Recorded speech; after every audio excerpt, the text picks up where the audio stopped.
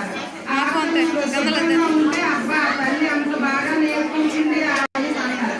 పిల్లల తర్వాత తల్లి కనిపెట్టవలసింది ఏంటంటే ఆడపిల్లలు ఫోన్ చేసేటప్పుడు ఎవరికి చేస్తున్నారు, ఎక్కడ పోతున్నారు అనేసి కనిపెట్టాలి.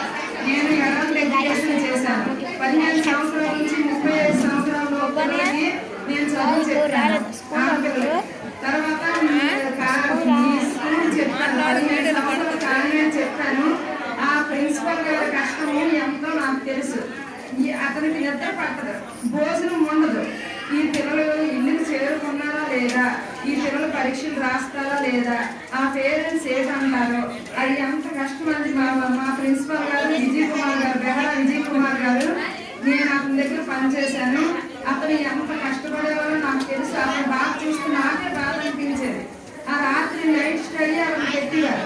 ఆ ఆడపిల్లలకి పెట్టేవారు.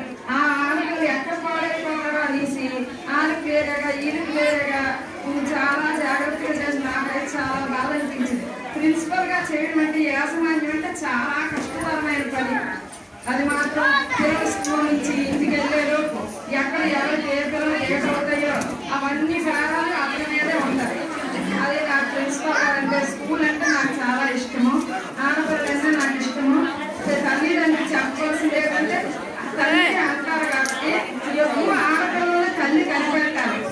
అది ఎక్కువ ఆడపిల్లలు తల్లి మాత్రమే కనిపెట్టాలి. మగవాళ్ళకంటే తల్లినే అంటారు. మంచి అయినా చెడ్డైనా తల్లికే అంటారు. ఆ ఫోన్ చేస్తున్నప్పుడు చూడాలి, కనిపెట్టినట్టు ఉండాలి, హెచ్చరించినట్లుగా ఉండాలి. అది నా ఒపీనియన్. అది నేను ఆశా వర్కర్గా చేస్తాను. మరికిన సంతకల్ప మండలము, విజయనగరం జిల్లా.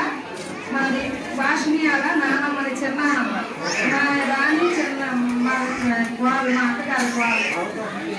నాకు ఈ అవకాశం ఇచ్చిన వాళ్ళందరికీ నా హృదయపూర్వక